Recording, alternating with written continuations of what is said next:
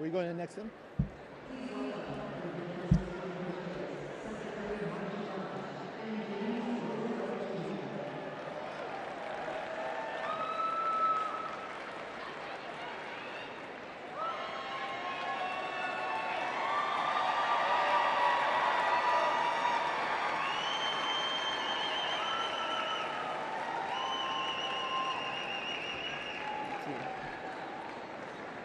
Greetings, my friends. It is an honor to have served as co-chair along my friend, Jim Roosevelt. Pursuant to the call, the Credentials Committee met and adopted a resolution to credential the delegates and alternates to the 2024 National Convention. I am pleased to report that there were no credentials issues to be decided by the committee.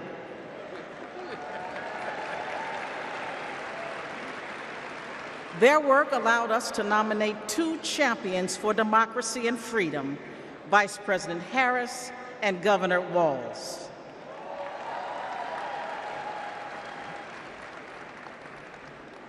Our delegate selection process is designed to ensure every voice is heard and every vision is heard, and our delegates accurately represent their electorates. Diversity is our party's strength, and I'm so proud to see the wonderful representation of our party and democracy here today. I am pleased to share that the Credentials Committee report was adopted and all delegates have been fully credentialed. In memory of Marvin Turner, we are going to have a great convention and we are going to win. Thank you.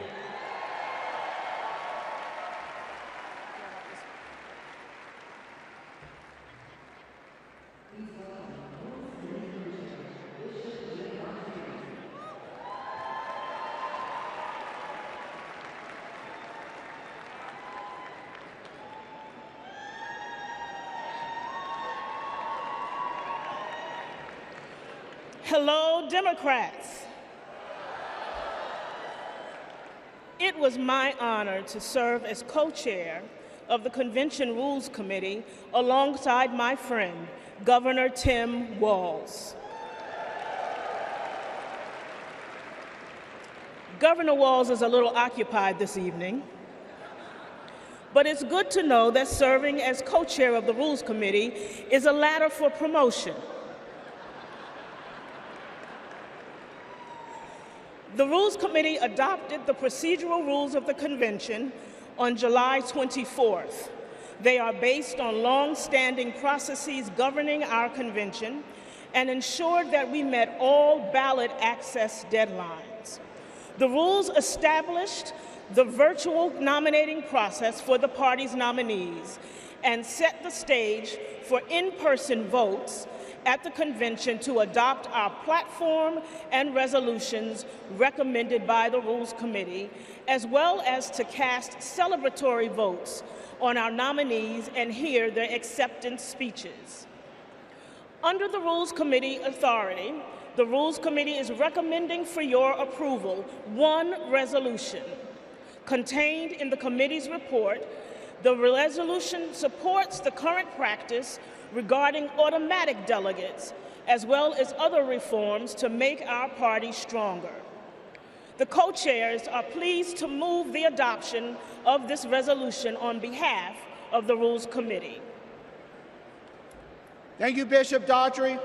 The Rules Committee has moved the approval of the resolution. Is there a second? We have a second. I will now call for a voice vote on approving the resolution as recommended by the Rules Committee. All those in favor of the committee's recommendation to approve the unity resolution say aye. Aye. All opposed say nay. I'm pleased to report for the record that with a majority of delegates having voted in the affirmative, the resolution has been approved. My thanks to our Rules Committee co-chairs and members for your efforts to build a transparent and inclusive party. Thank you, Madam Chair.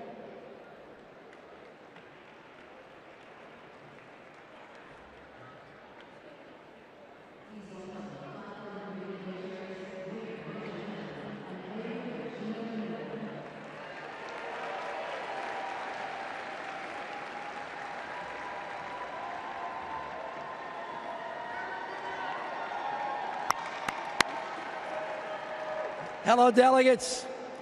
It is my pleasure to join Co-Chair Romero to present the national platform as recommended for approval by the committee. Our platform is grounded in our democratic values of hope, of progress, and love of our country. It makes a strong statement about the historic work that President Biden and Vice President Harris have accomplished hand in hand, and it presents a bold vision for our future. Kamala Harris will protect reproductive freedoms. Donald Trump will rip them away. Kamala Harris will lower costs for Americans, expand access to affordable health care, protect and strengthen Social Security and Medicare. Donald Trump will cut taxes for billionaires and big corporations, and he will pay for it by putting health care and Social Security on the chopping block. Kamala Harris is going to defend our democracy. Donald Trump is going to undermine it. The choice before us is clear, and the stakes could not be higher. Buenas noches, demócratas. Mayor Landrieu, it was a pleasure to serve as your co-chair. I also want to recognize Louisa Terrell and the drafting subcommittee for their work. This platform was passed by the Platform Committee on July 16, prior to the President passing the torch in an act of love and patriotism. And it's the product of a comprehensive process to engage with leaders from all corners of our winning coalition. Hundreds of submissions, hours upon hours of hearing and testimonies, countless conversations with community leaders and grassroots Democrats. All were essential to producing a forward-looking vision for our party that echoes the voices of all. Vice President Harris is now carrying the torch. And she and Governor Walz are committed to delivering results for the American people. Then you have Donald Trump. His extreme agenda is working against everyday Americans. He is fighting for big oil, big pharma, big banks, but most of all, my fellow Democrats, he is fighting for himself. This November, we need to keep Democrats in office and elect Kamala Harris and Tim Walz so we can implement an agenda that works for everyone. Cuando luchamos, ganamos. And with that, on behalf of the Platform Committee, we are pleased to move the adoption of the 2024 Democratic National Platform. Thank you. The co-chairs have moved the approval of the national platform. Is there a second? We have a second. I will now call for a voice vote to approve the platform as recommended by the Platform Committee. All those in favor of approving the platform, please say aye. All opposed say no. Co-chairs, I am pleased to report for the record that with a majority of the delegates having voted in the affirmative, the platform has been adopted. Once again, thank you to our Platform Committee co-chairs and members, as well as the Platform Drafting Committee and its chair, Louisa Terrell.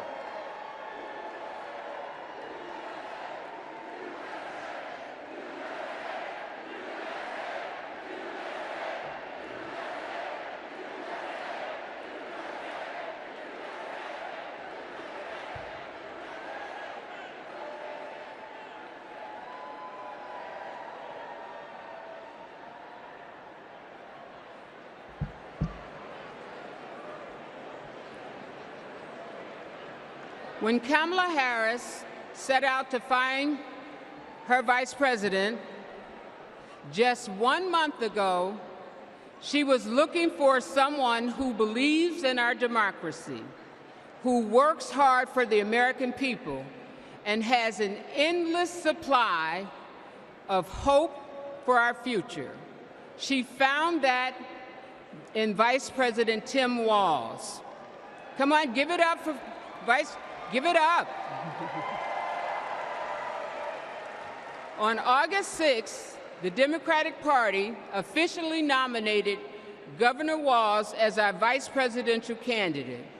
While Governor Walz's nomination has already been certified, we couldn't miss the opportunity to celebrate this future vice president's integrity, commitment, decency, and service to our nation. The chair will entertain a motion to ceremonially confirm Governor Walz's selection as the Democratic Party's vice presidential nominee.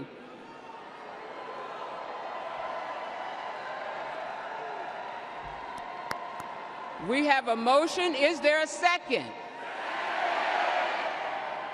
We have a second. We will now have a voice vote on the motion to ceremonially confirm our vice presidential nominee. All in favor of the motion, please proudly say aye. All opposed?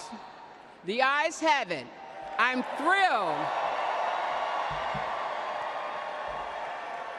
I'm thrilled to proudly reaffirm Tim Walz as our Democratic nominee for vice president.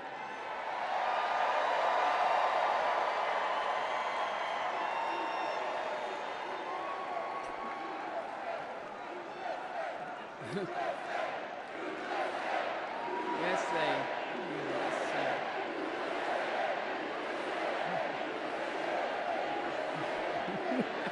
Yes.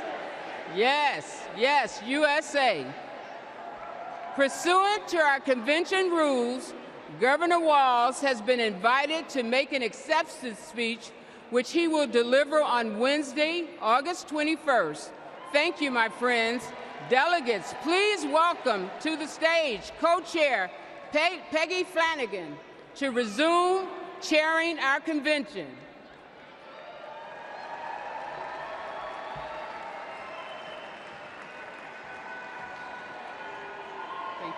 Thank you. Thank you. Thank you. Well, good evening, and welcome to the first night of the Democratic National Convention. I'm Peggy Flanagan, Lieutenant Governor of Minnesota, and I am thrilled to be here in Chicago with Democrats from across the country to rally around Kamala Harris and Tim Walz and their vision for America. It's been 8 years since we last came together as a party, and I can feel the excitement in this arena. It's filled with energy and with joy. Our theme tonight is for the people. We'll hear from union leaders, civil rights advocates, and our fellow citizens. And we'll hear from our president, Joe Biden, who has been a champion for the people for his entire life. My name in the Ojibwe language is Gigi Wewadam Ukwe, or in English, speaks with a clear and loud voice, woman. I'm a member of the White Earth Nation, and my family is the Wolf Clan. And the role of our clan is to ensure that we never leave anyone behind. That's why I am supporting Kamala Harris and Tim Walz to be the next president and vice president of the United States. For almost 6 years, I've worked side by side with Governor Walz. I've seen how hard he's worked for Minnesota to be the best place for kids to grow up. He does it all with a big heart, a buffalo plaid jacket, and a bottomless bag of snacks. Nutter Butters, cheese curds, and Diet Dew. Every time we meet, he brings something for me, because he's always got my back. And when he's vice president, he will always have yours. He and Kamala Harris have spent their lives fighting for you, for your family, for your future. So whether you're a lifelong Democrat or just tuning in, thank you for being part of this evening. 4 years ago, the COVID pandemic upended our lives. My brother Ron was the second person to die of COVID in the state of Tennessee. We couldn't see him. We couldn't have a memorial. And millions of American families went through the same thing. Our communities were suffering. Our economy was struggling. And Donald Trump was playing games. Our country was brought to the brink by his failure to respond. But the Biden-Harris administration stepped in with quick and decisive action. They contained the virus, created millions of jobs, and invested in our nation's future. Under their leadership, America began to heal.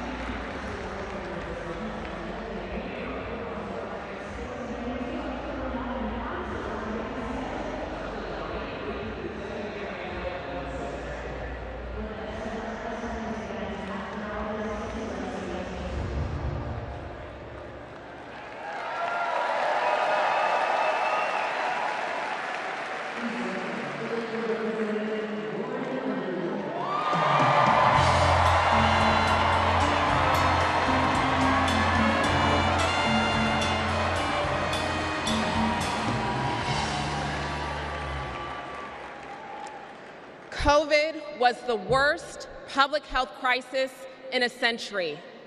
Donald Trump failed us. But Joe Biden and Kamala Harris got it under control. Donald Trump said, "It is what it is." Joe Biden and Kamala Harris said, "Help is on the way." Democrats in Congress tried to lower the cost of health care. Donald Trump tried to take our health care away. We tried to expand Social Security and Medicare. Donald Trump tried to cut them year after year after year. He took the COVID crisis and turned it into a catastrophe. We can never let him be our president again.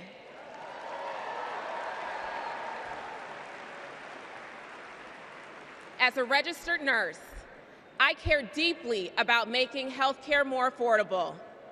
As someone with a pre-existing condition, I am determined to protect the people who are most at risk. And as the youngest Black woman ever elected to Congress,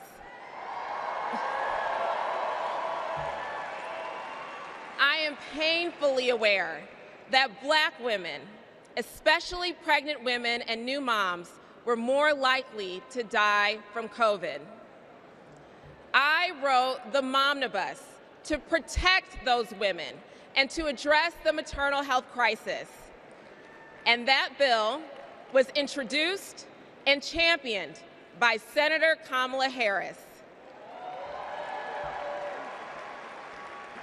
Because she protects the people who are most vulnerable. She's done it for her whole career. As Vice President, she and President Biden passed my legislation to make health care more affordable. And now, 4 out of 5 Americans can get covered through the Affordable Care Act for $10 or less per month. And under the Biden-Harris administration, the number of uninsured Americans hit an all-time low. 4 years ago, it was not safe to hold a convention like this. But tonight, thousands have gathered in this arena in my home state of Illinois to make sure Kamala Harris is the next President of the United States.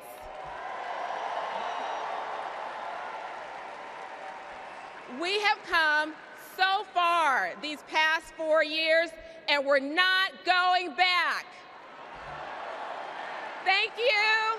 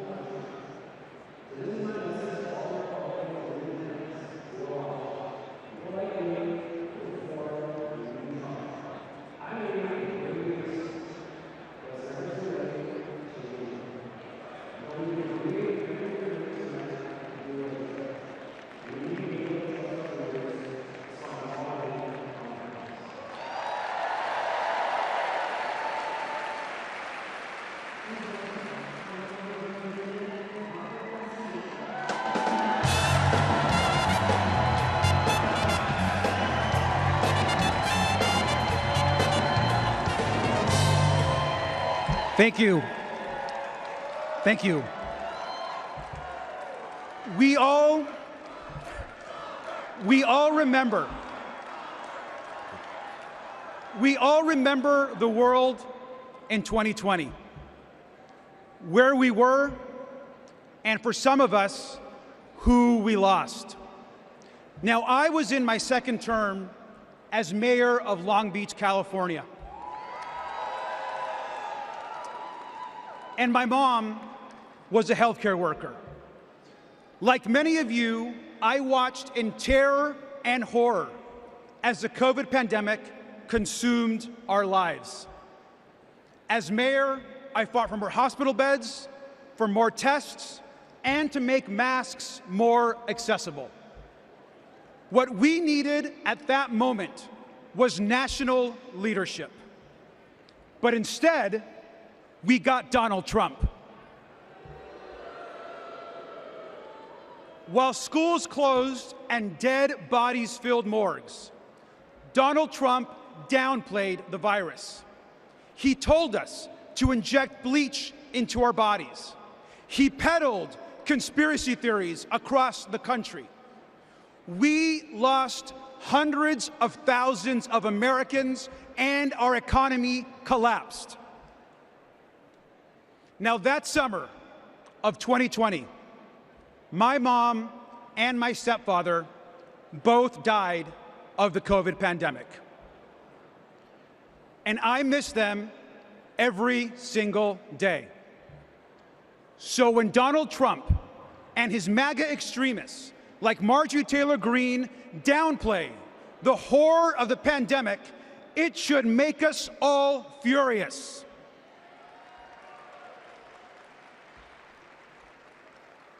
Now, I will never forget when Kamala Harris called me after my parents died.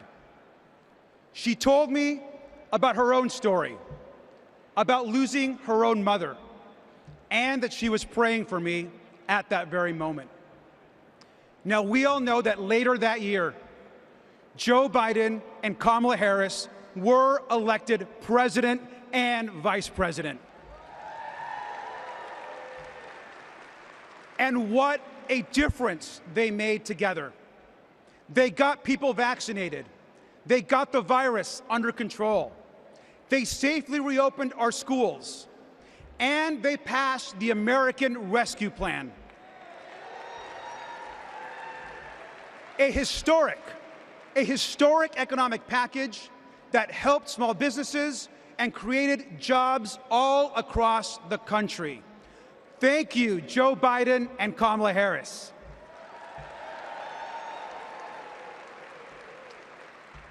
Now, I am a proud immigrant who came to the United States as a young child. We grew up poor. English was our second language, and we often, like many immigrant families, struggled to get by. But my mom, she moved here to the United States because she believed in the American dream. I'll never forget the day that I became a United States citizen. I raised my right hand and I pledged an oath to protect and to love this country. It was the proudest day of my life.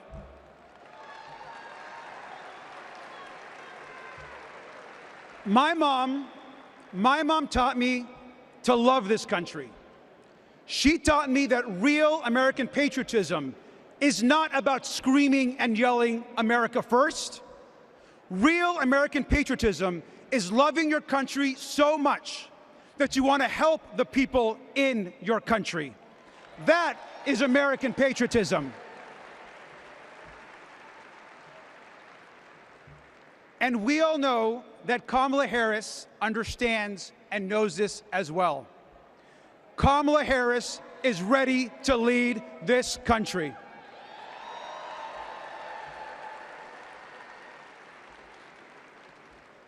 We can all remember 2020. We can all remember the horrors of Donald Trump. But let's remember, most importantly, tonight and every single day this week, that we are not going back. Thank you.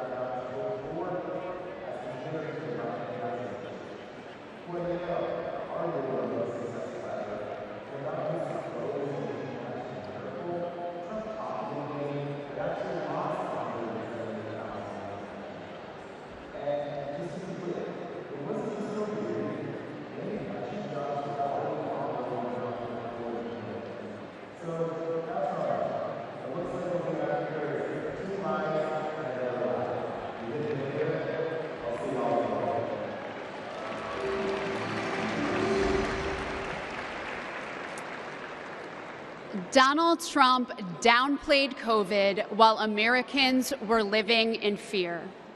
He lied about creating jobs while our communities were fighting to survive.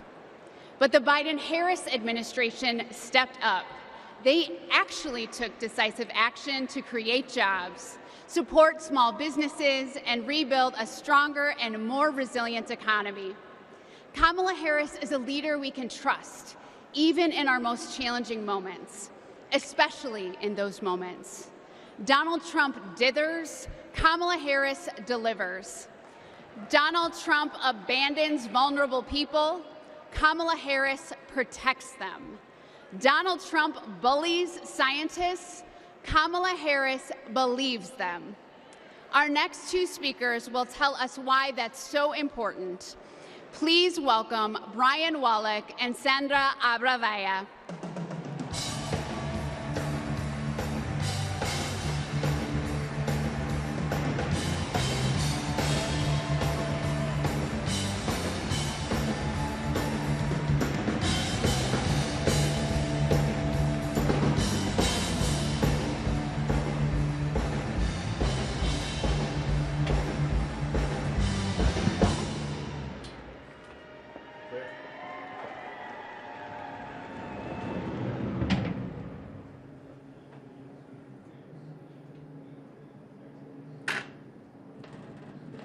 Are we into the music section now?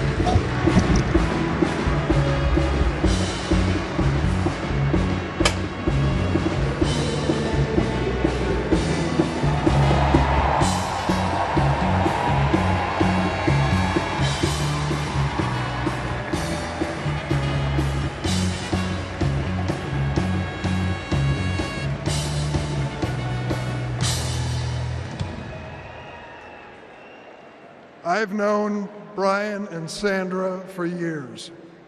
In fact, Sandra was my personal press secretary. You will not find a more courageous couple. Let's give Brian and Sandra another round of applause.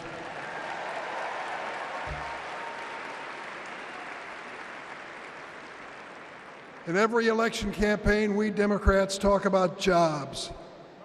Now forget for a moment Donald Trump's wild claims. He lost millions of jobs in America. He promised to bring back manufacturing jobs, but he failed. He promised to deliver infrastructure, but he failed. His record was defined by failure. To put it another way, Donald Trump is like a bad boss. You want time off to take care of your sick parents? Ask Donald Trump. Denied. In Donald Trump's America, there is no paid family leave. Want to have a child but need IVF? Too bad. That's shut down too. Want a pay raise? Too bad. The boss just gave himself one, so there's nothing left for you. Donald Trump reminds us of a boss we all had.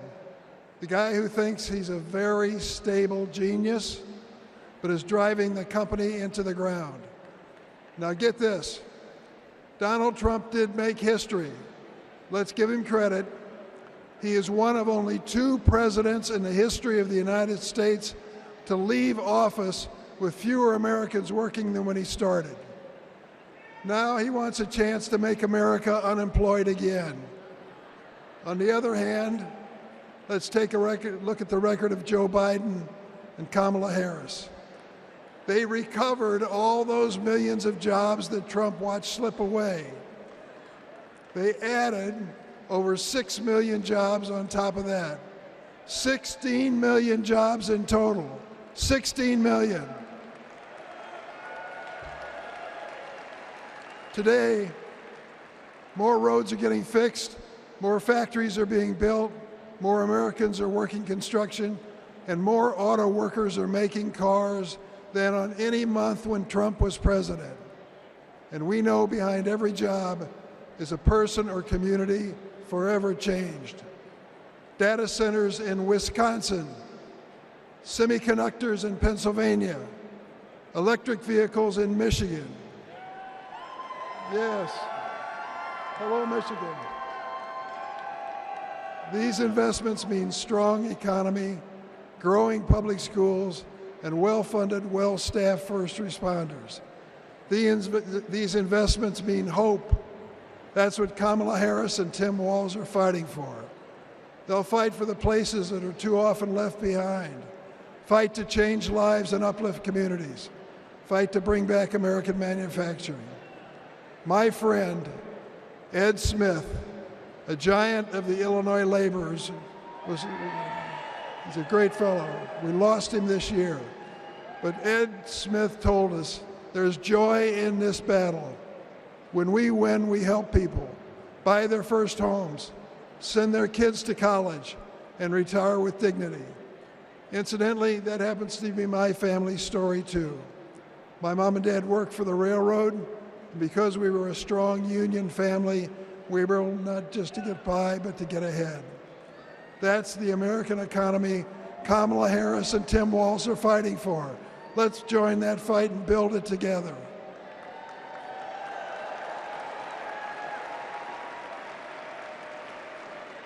Now let's hear from some union workers on the ground in Arizona, thanks to the Biden-Harris administration investment in America.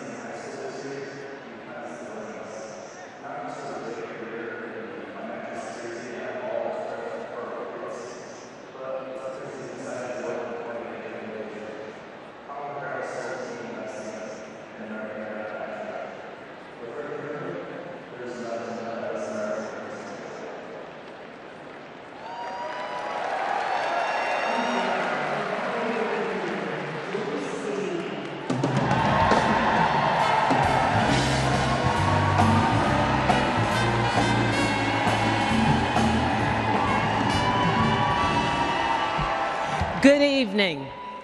I'm Joyce Beatty, and I'm proud to represent Ohio in Congress. I was born in the Buckeye State, and I've never left. Now, J.D. Vance likes to talk about how he's from Ohio, but as soon as he could, he ran away to Yale and Silicon Valley, cozying up with billionaires while trashing our communities. J.D. has been our senator for 18 months. And what has he done for hardworking Americans? Nothing.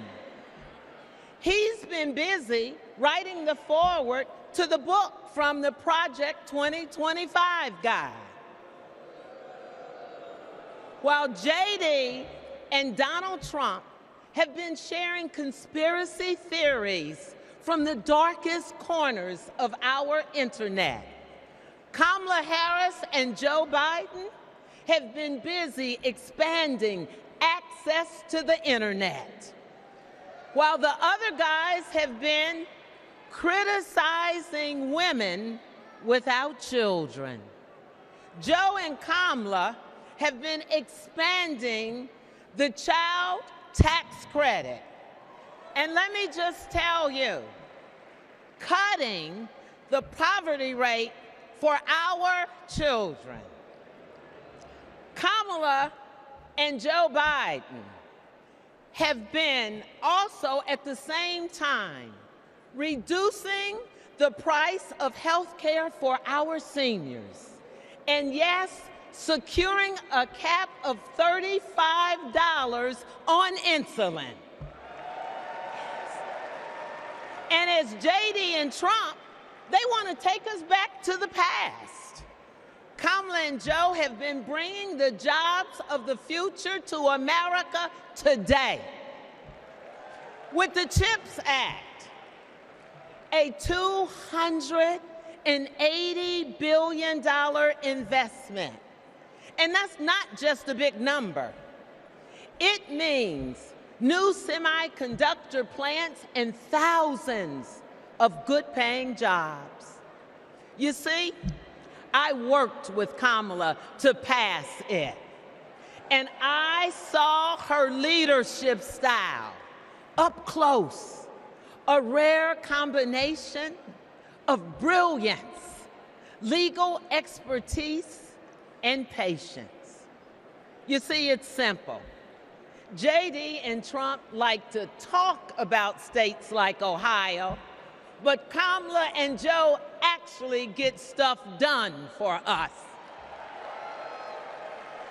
And so does our next vice president and my good friend, Governor Tim Walz.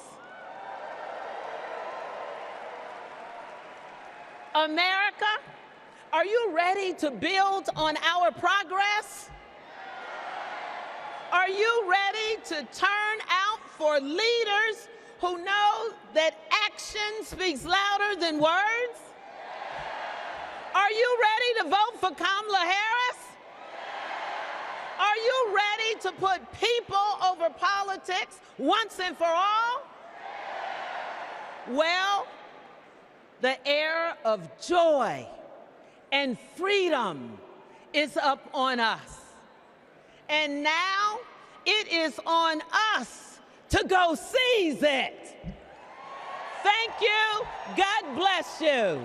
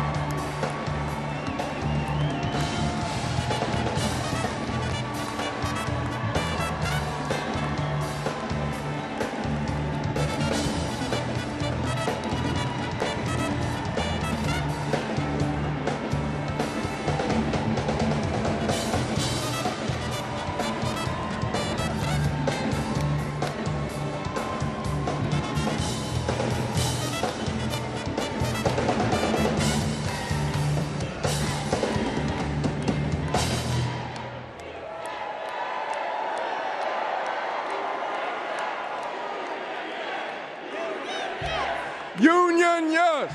Union, yes. Union, yes. Union, yes.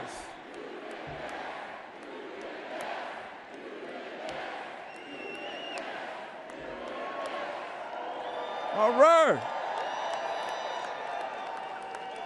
I'm Lee Saunders, president of AFSCME, a union of 1.4 million public service workers in healthcare, corrections, sanitation, and more. 4 years ago, we faced a pandemic and a recession with a president who didn't care one bit what working people were going through. Enter Joe Biden and Kamala Harris. Within weeks, they passed the American Rescue Plan, pulling the economy back from the brink and putting us back to work. They're guided by a basic principle: more freedom for working people, including the freedom to join a union.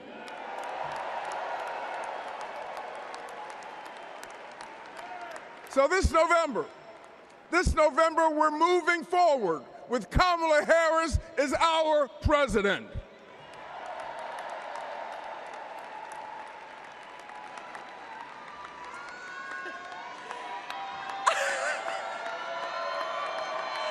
I am April Verrett, and I am the president of SEIU, representing 2 million service and care workers.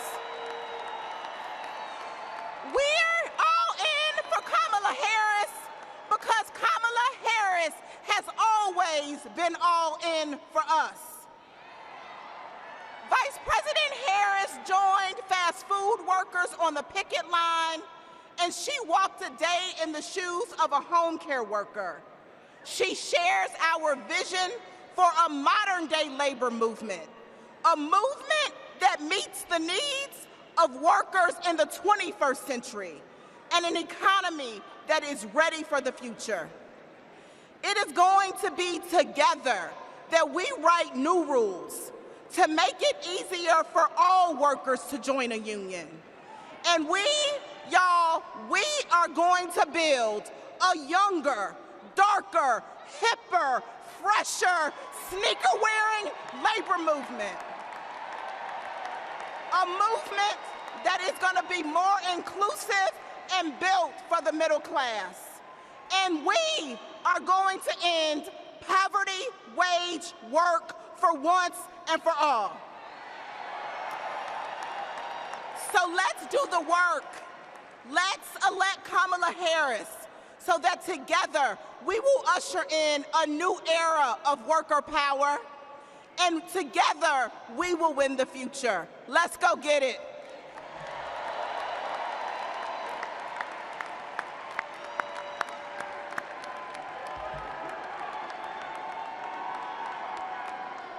I'm Brent Booker,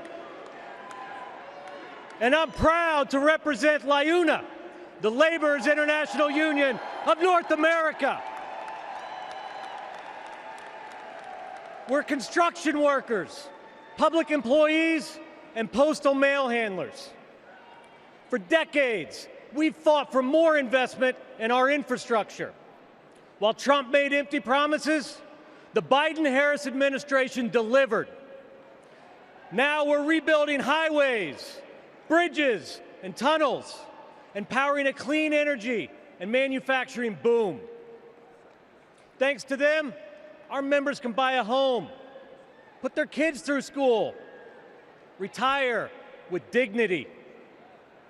As president, Kamala Harris will keep fighting for workers who are building America.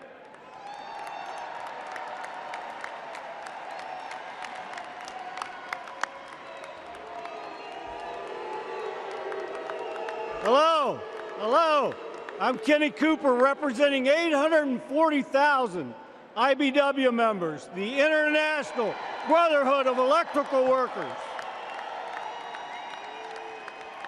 The IBW powers America, from fire alarms to solar farms, nuclear plants to battery plants, storm restoration to power lines, and we've been doing it for over 130 years. Today, we're building a new energy future while providing great paying jobs and a stable retirement for all working families. Every step of the way, Kamala Harris has been there for us. She's bringing back American manufacturing to forgotten places throughout our country. She cast the deciding vote to save our pension plans.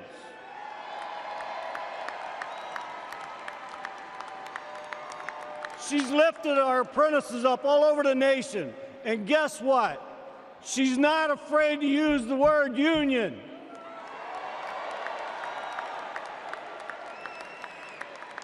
She has came through for all of us, and it's our turn to come through for her. Thank you.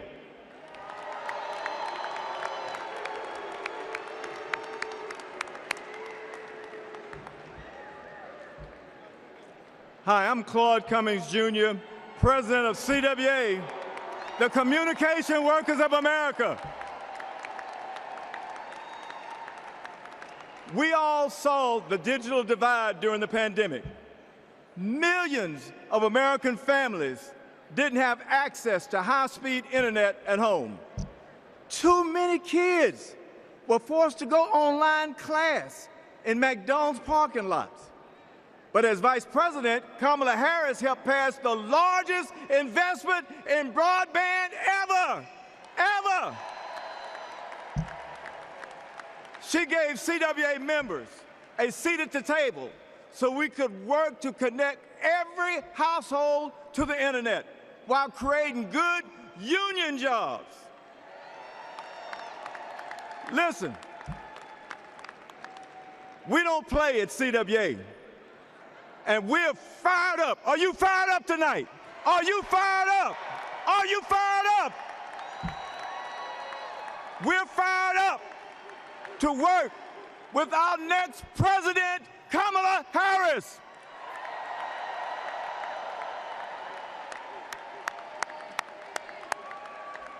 I'm Liz Schuler, president of the AFL-CIO.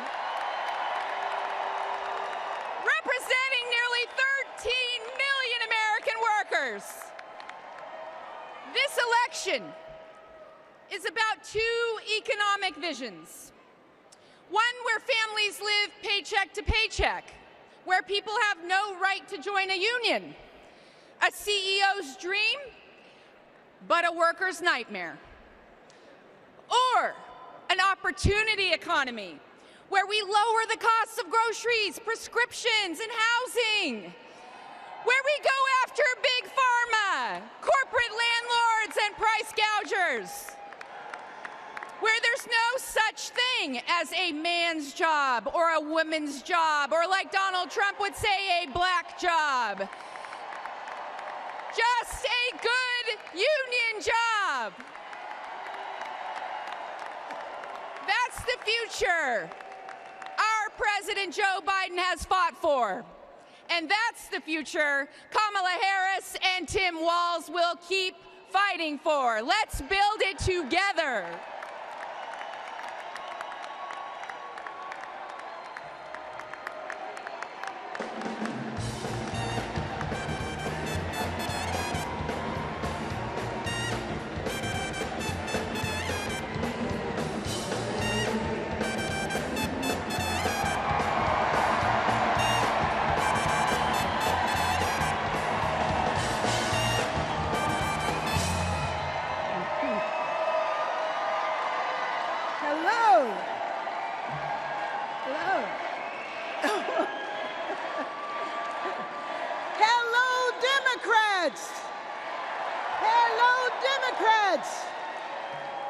Are you as excited as I am?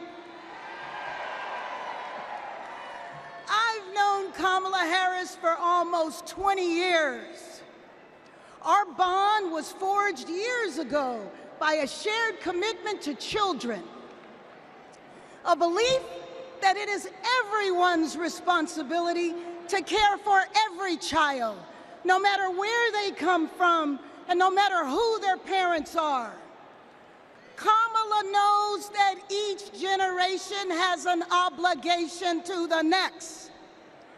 That's why when I was Speaker of the State Assembly and she was a prosecutor, we fought to address youth homelessness and reform the child welfare system.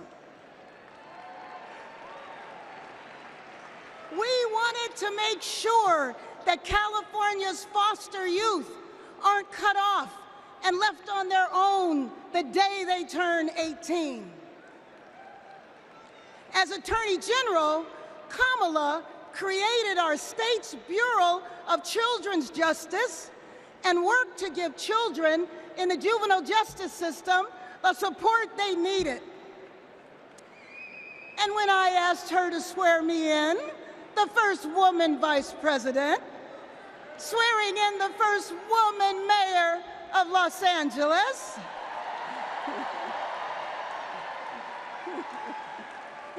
we knew we were sending a message to young girls everywhere that they too can lead.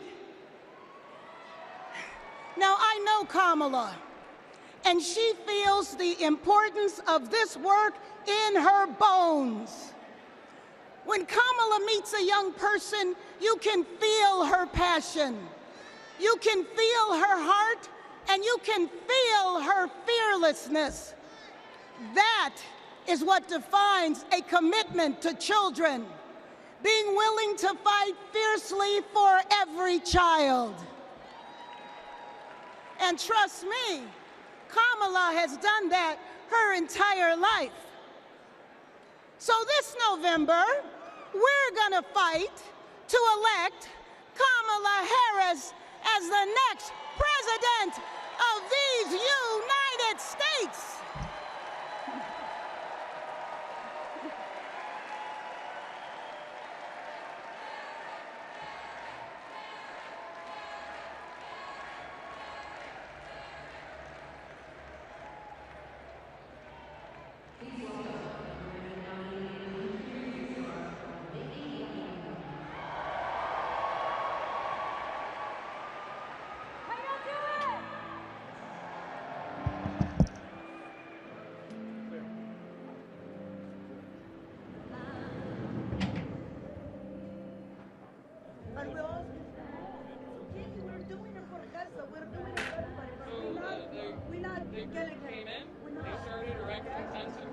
Which are not allowed at all. We asked them to be taken down. They won't take them down. They will not remove them from the park. So No, we're taking all these things down. We're asking you to rescue. No, we going, guys.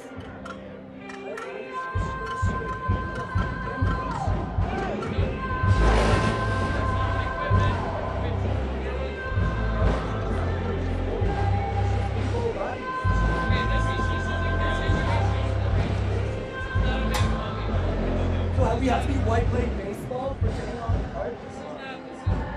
Continuing the rally.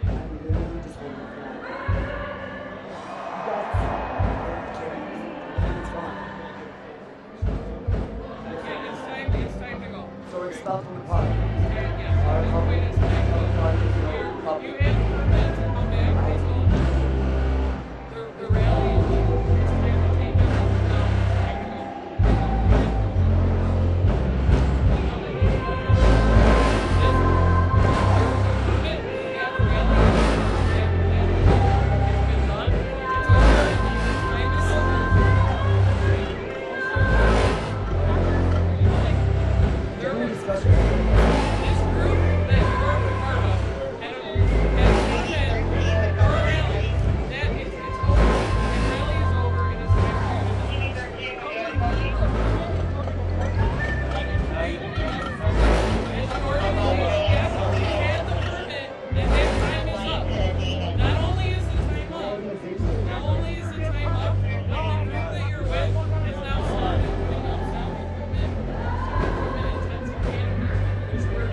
I don't see anything. Like, right, I don't see any of that. That is also not allowed. Okay?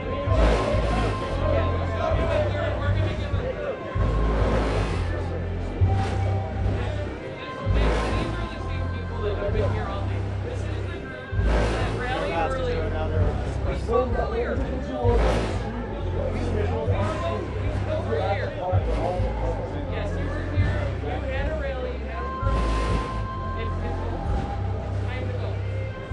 The rally is on that.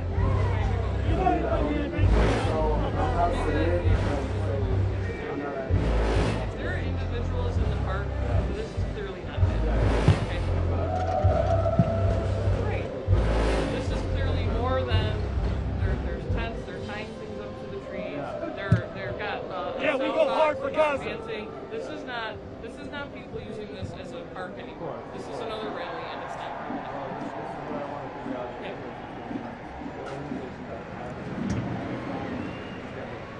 Yes. That is where yes. I don't want to happen some situation where there's an association of individuals, maybe they're part of the organization. Listen, there was a good chunk of time that we allowed a lot of people to just be in the park and enjoy the park. Right. And we were fine with that. But then it changed from we're enjoying the park to we're setting As we up look camp, ahead where we to got our tents, we got collective canopies, future, we're tying up to it's trees, important to and we reflect got on all the a sound incredible speaker progress is, that we've made in the getting last 4 doing speeches years. again. The Biden-Harris administration You laid don't the have a permit to groundwork do for that. a This is a park stronger, district property. more You need a resilient nation. don't. They So, invested in critical if you would like to infrastructure, disperse the group delivered that relief when disaster struck, and made health care more affordable. Kamala Harris cares. And unlike Donald Trump, she has a plan, not just for the next 4 or 8 years, but for generations to come. Now let's hear from some of my fellow state executives about how Kamala Harris and Tim Walz are investing in the long-term future for our nation. That would be wonderful. Make that happen. I would appreciate that. Thank you again for your service and being here. Yes. Make sure everybody's safe, but we also want to make sure that everybody also knows what's happening. So just a moment. Absolutely, if you can help us out with trying to peacefully.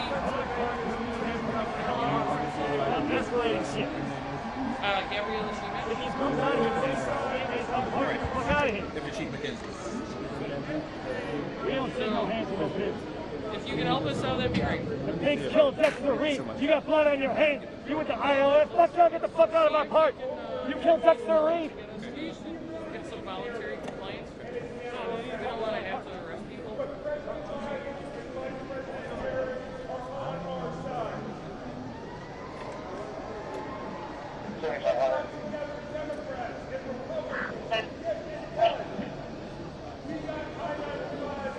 The lights are there in that fence line mode. Turn on your blue lights, please. The lights, please turn on your blue lights, please. Lights, turn on your blue lights. Well, just clarification, just the ones in the mode on Washington. That fence mode, just those lights.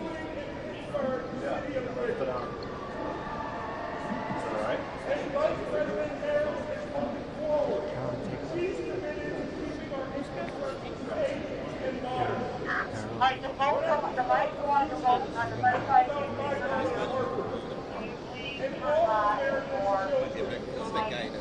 So the guy on the corner yelling about Jesus Christ, he can do that, but we can't be in the park? Nobody's told him to turn his sound system off. Because we're here dealing with this. There's a million cops here.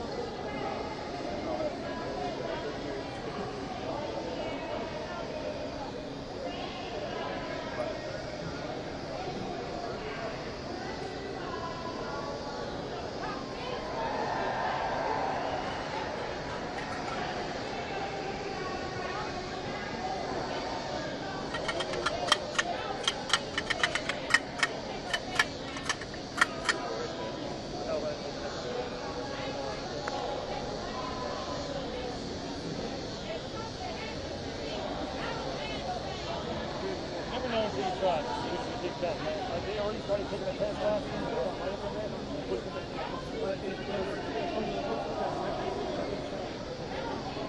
I'm still confused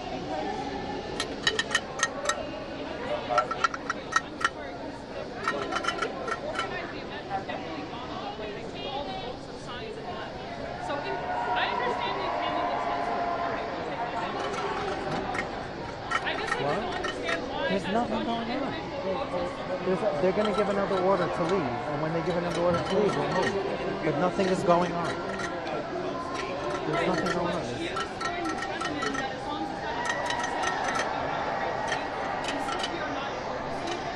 I'm changing our team. I don't want this.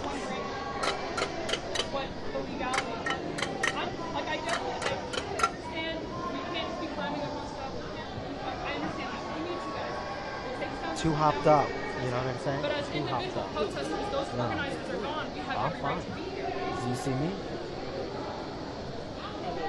I agree a little bit, So you're gonna have to deal with that tonight. No, that's fair. I just don't understand. Like, we're not an organization, right?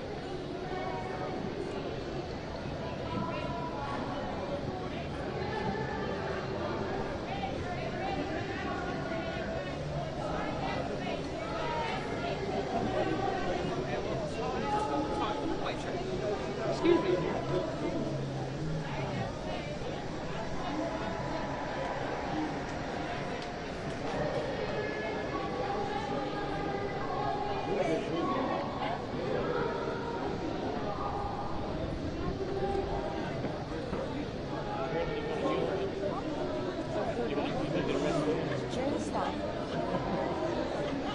Cherry, I have bigger issues. Like what?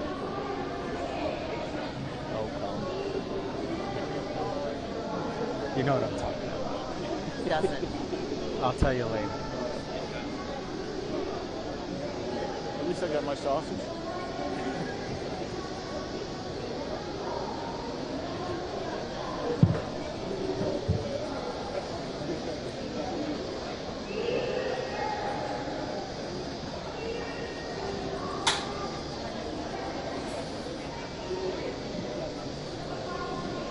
Sorry.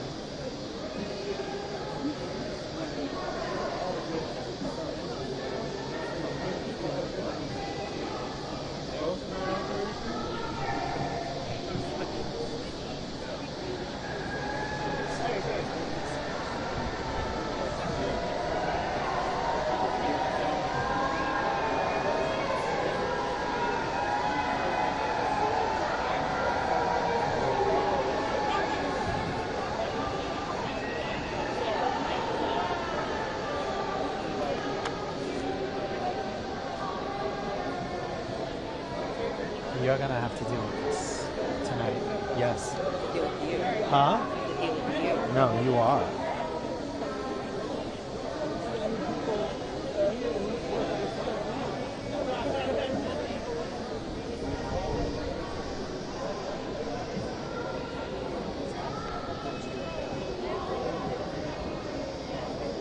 Charlie, Frank 206. 9, Frank 206. I'm just at the field house, baseball practice on the floor by. These cops are pissed off. They've had to sit there, have them yell at them all day long. They will swing at anybody. Yeah. And they probably don't like us that much. But I know. I'm still here, sorry, muted.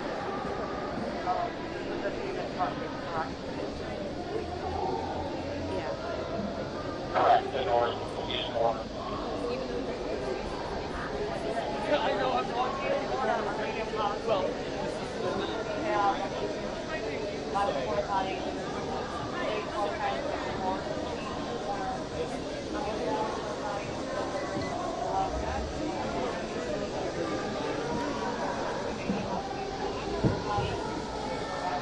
Guys, this is nothing for me. I don't know if me to tell you this, but I did a lot of Black Lives Matter stuff. Like, this to me is like nothing. So like, I know you guys have a job to do, and I don't want to get in the way, but like, it's all good. So, oh no, I appreciate it, but it's all good. You know, I've been in these situations before. If we were in a different city, I might be a little more worried. I'm not that worried yet. Huh? Different cities? Yeah. These guys here are not, they're not coming after us. This is not how it would be handled in LA. Yeah. If we were like in Minneapolis or Milwaukee, I would be very different. But here, like, that's why they gave us these. They were like, they did things to make sure we could be in places. And these guys are not, technically, there's no tear gas here. Like, there's not going to be any. It takes levels of approval here. Like, these guys can't just start doing it. So our legal folks already went through all of this. So that's why. No, if the final one, and if they start, they've already given 2. I mean, they're going to give another one, and then they'll probably.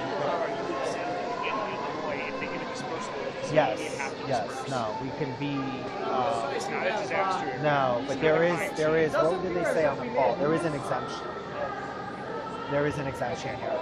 In Milwaukee, there was no exemption, but here. Yeah, we just moved. Okay. So 4 questions.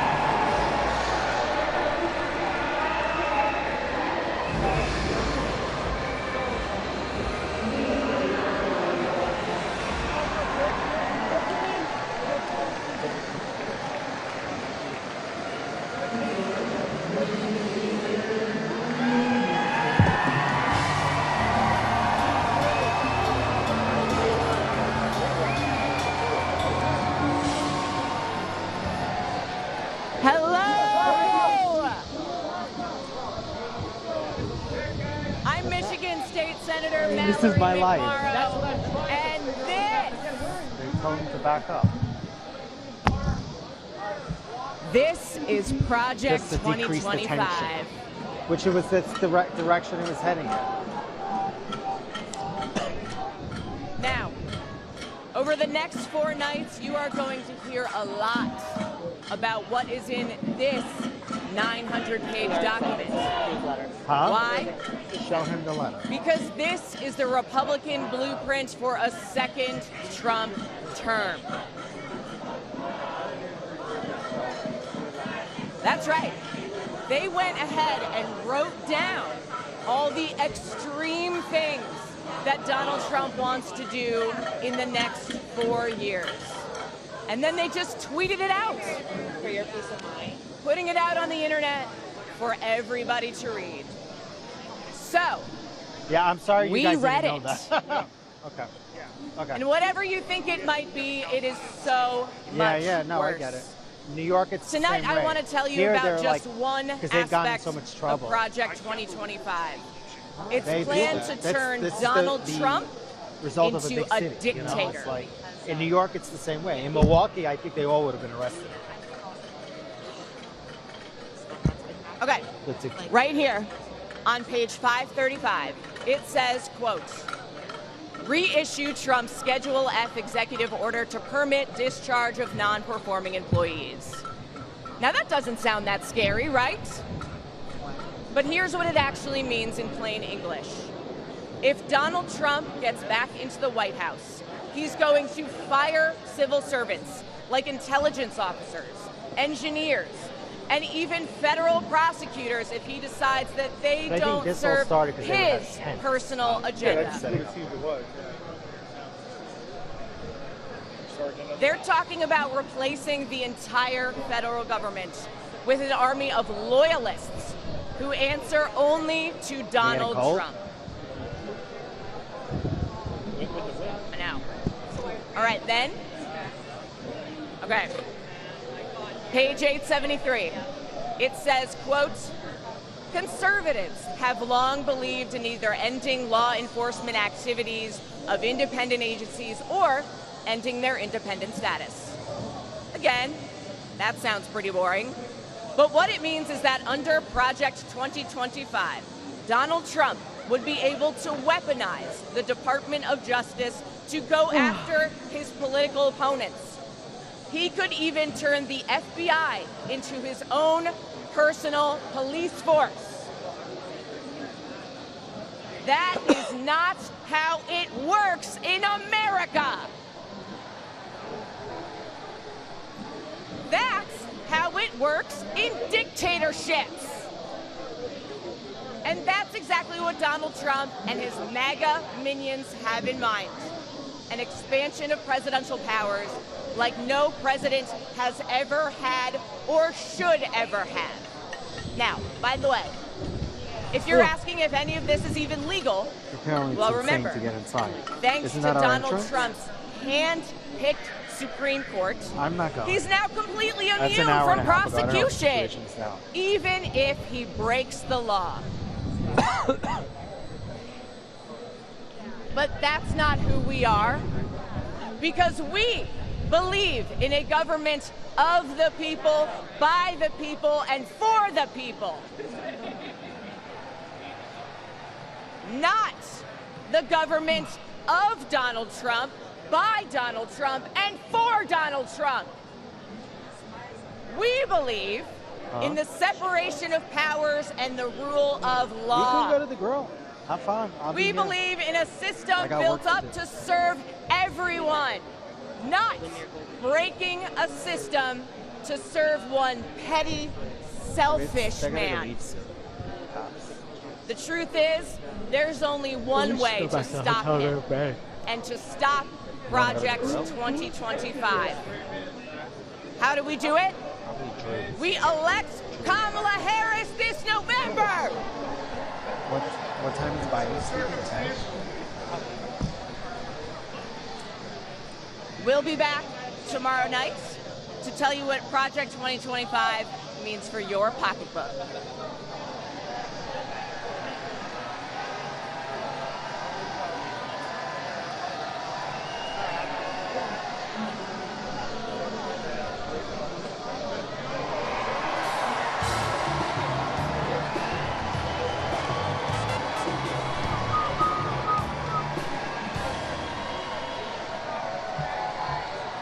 Hello, Democrats. California delegates, make some noise. Which guy? It's great to see so many familiar faces. They're all gone.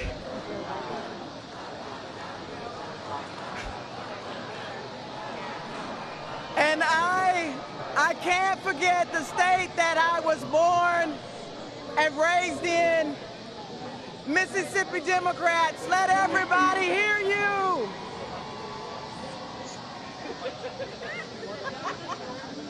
Democrats, before I joined the Senate, I was a leader in the labor movement. So I know a champion for the people when I see one.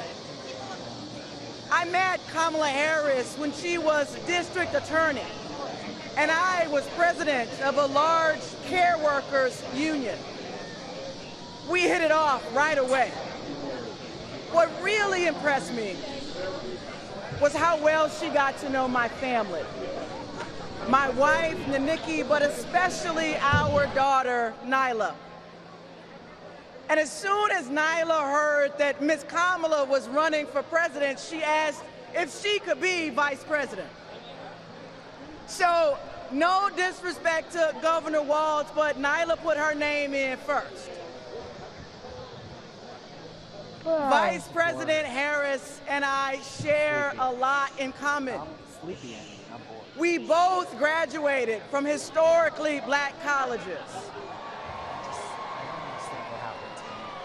Me from Jackson State University. The vice president from Howard University. I have to uplift my team.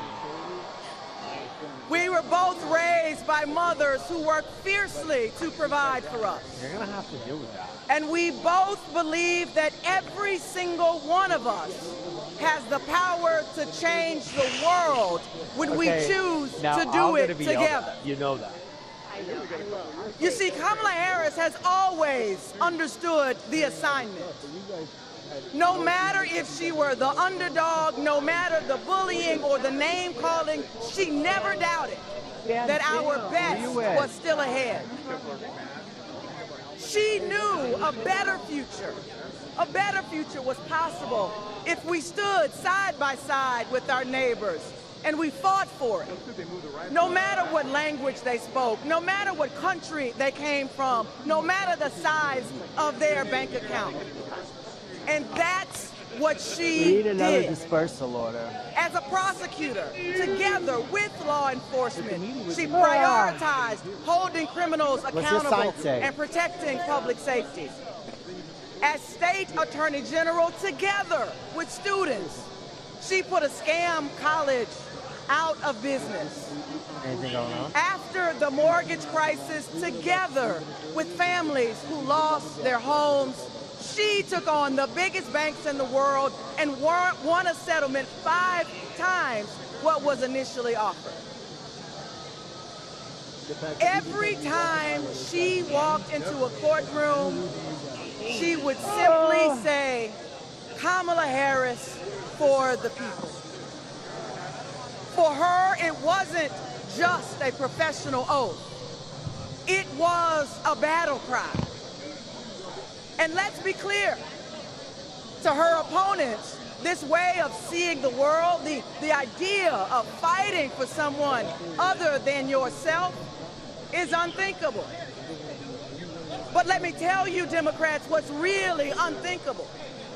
Conning young people who simply want a good education is unthinkable. Stiffing hard-working laborers like Donald Trump did in Atlantic City is unthinkable. And Andy. Bragging about having ripped away a woman's freedom to choose what she does with her own body is unthinkable. And Democrats, Americans, we deserve better. We deserve a president who is tough, not just tough talking. One who shatters the boundaries of what's possible, not the boundaries of what's legal. And one who wipes the floor with cheats and fraudsters because, well, Democrats, 10, right? She knows the type. No, 9 Eastern.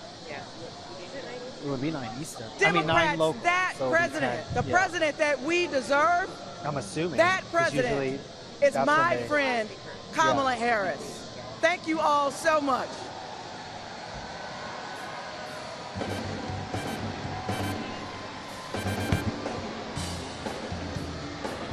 What fucking network? You need to suck that out.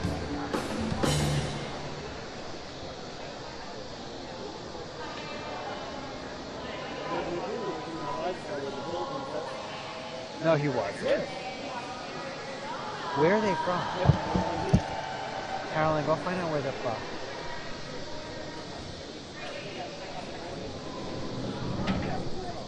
And ask them why they're wearing bulletproof vests in Chicago in a car. And doing live shots with bulletproof vests.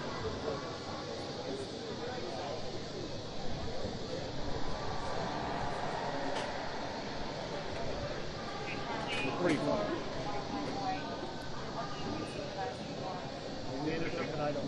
Where? But like, there's no one left here. Like, no, it's all. If all the media would leave, there hardly anybody here.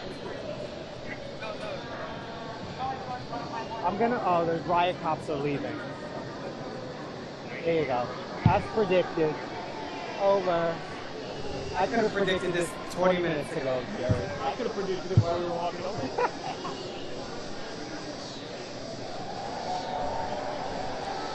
Huh? Where? What is that? News Nation? No, they're not. Jerry. Look. News Nation.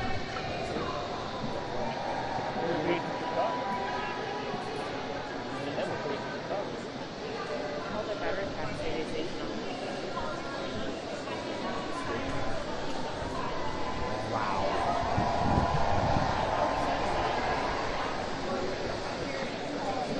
Okay. I know, I saw him too a couple of times. Alright, I guess, should we get out of here? There you go.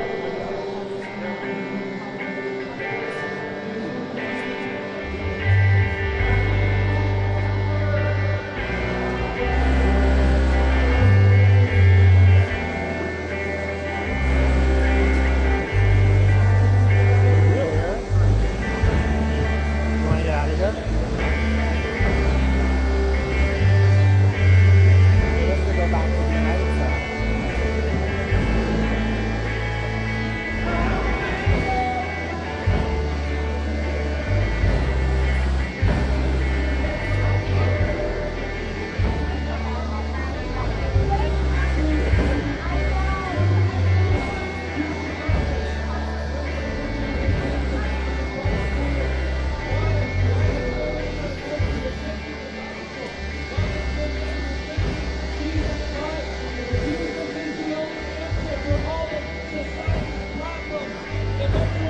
Literally, it's nothing but whatever. Fake media. If everyone turned to Jesus, innocent children would not be killed. If everyone turned to Jesus, moms would not be aborting their children.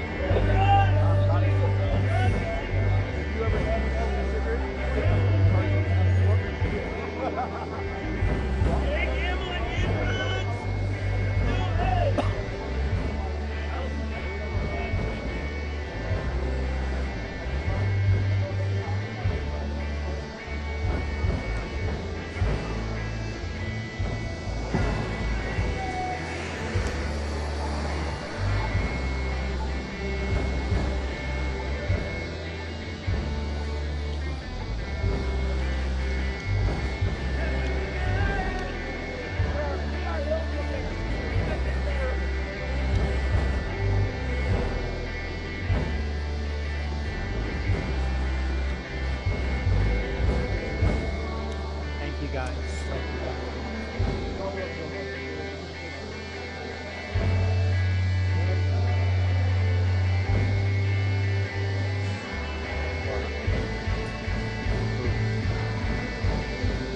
I don't know, which one?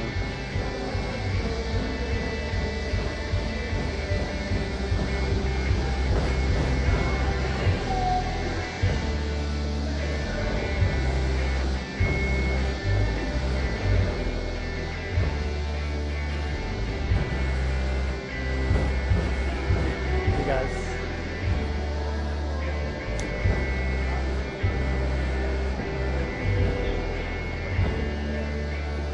My God, there's more cops here than anything else.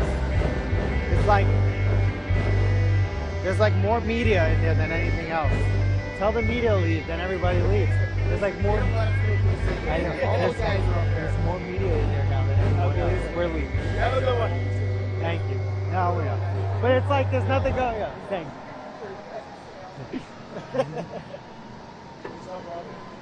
Yeah, that's fine.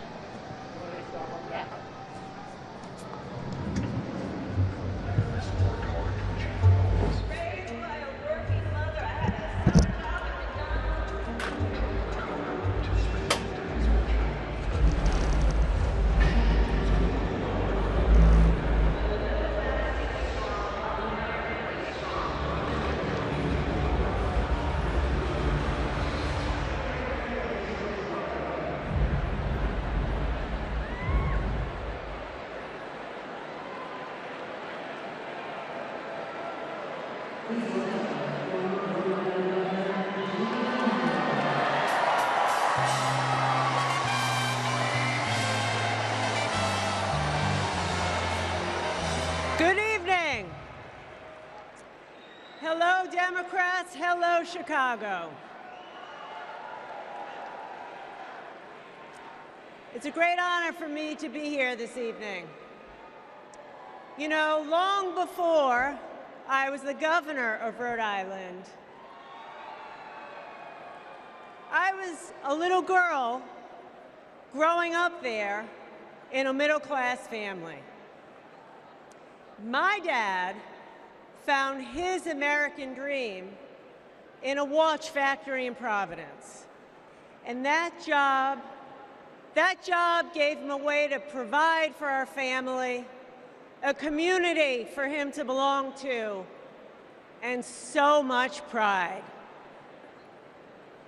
But like so many Americans in the 80s, after 25 years of his hard work, his job and the job of all of his friends was shipped overseas.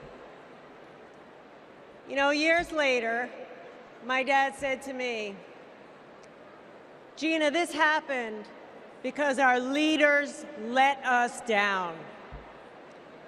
And my father was right. The Republicans in power who pushed failed economic strategy. Let's just cut taxes for the wealthy and leave everybody else behind. Well, not only did my father lose his job, but frankly, manufacturing left my state. Manufacturing withered in Rhode Island and all across this nation. In communities all across America, factories shuttered, communities got hollowed out, and people were left without their job, without hope, without the dignity that comes with a decent job. And you know, Republican economic policy failed Rhode Island. How do I know that? Because when I took office, first Democrat elected governor in a couple of decades, I inherited one of the worst economies in the country. It was a mess. But we got to work and we turned it around. We turned it around with a pro-business, pro-worker agenda. Kamala Harris has that same agenda. She knows we need an economy where the costs are low and opportunities abound. An economy where people can show up to their jobs with dignity and pride. She has a new economic vision for America. You know how she knows that? She knows it because just like me, Kamala Harris grew up in a middle-class home. Her mom worked to cure breast cancer by day and feed her family at night. And as an adult, Kamala worked to lock up sex offenders and violent criminals by day. And she took care of her sick mother at night. Kamala Harris gets it. She gets that so many Americans work so hard every day and they're barely getting by. And that is not right. It is a fundamental economic principle. Hard work ought to pay off. We believe in that.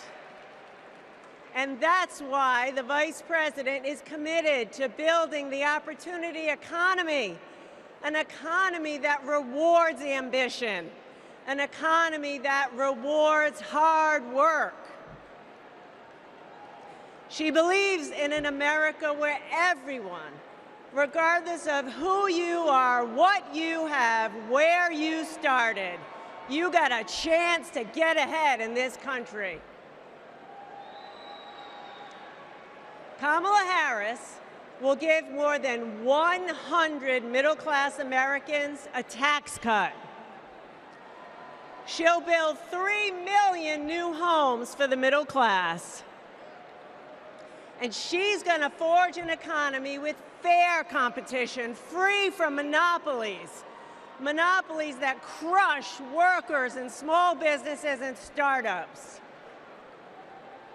Kamala Harris will make building up the middle class a defining goal of her presidency. Meanwhile,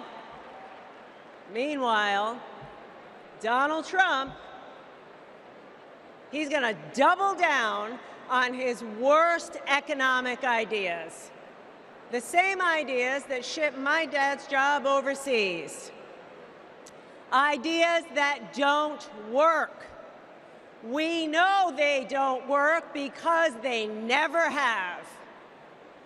He wants another huge tax cut for the wealthy. He wants to put his corrupt buddies in charge of the economy. And he wants a sales tax that's going to supercharge inflation. We cannot afford Donald Trump's failed economic ideas. But here's the thing, the most important thing. Kamala Harris works for the people. Kamala Harris works for you.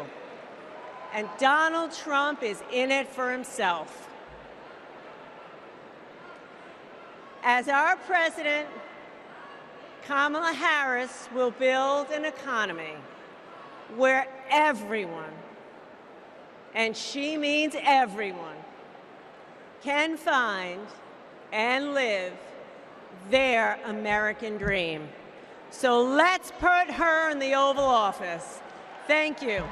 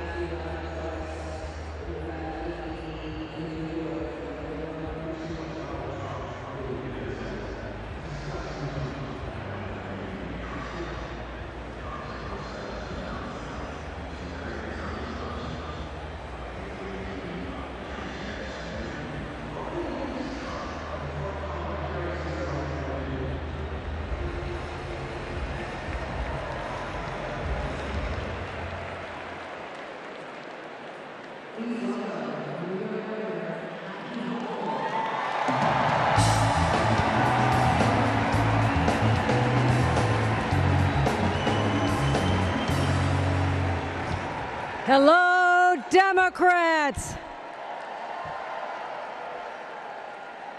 Are you ready to elect Kamala Harris, the first president of the United States? Yes, you are. Yes, you are. Friends, like so many of us, my grandparents came from Ireland as teenagers with nothing but hope in their hearts and fire in their bellies. They built their lives in the promised land of Buffalo, New York. A union card meant good work at the steel plant.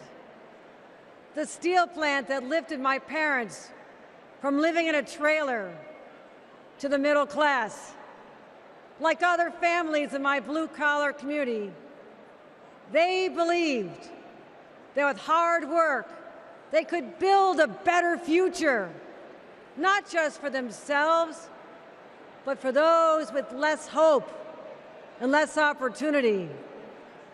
I'm proud of my roots and the values I learned. Grit, determination, compassion. Kamala Harris and Tim Walz grew up with those same values. And those values have always defined the people of my state. Well, most of us anyway.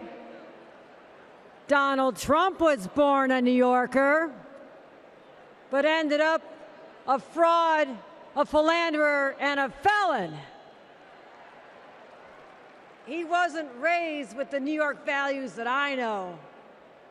He never had to worry about childcare costs or groceries or rent. He never had to worry about anything or anyone but himself. Trust me, America, if you think you're tired of Donald Trump, talk to a New Yorker. We've had to deal with him for 78 long years. The fraud, the tax dodging, the sham university, the shady charities.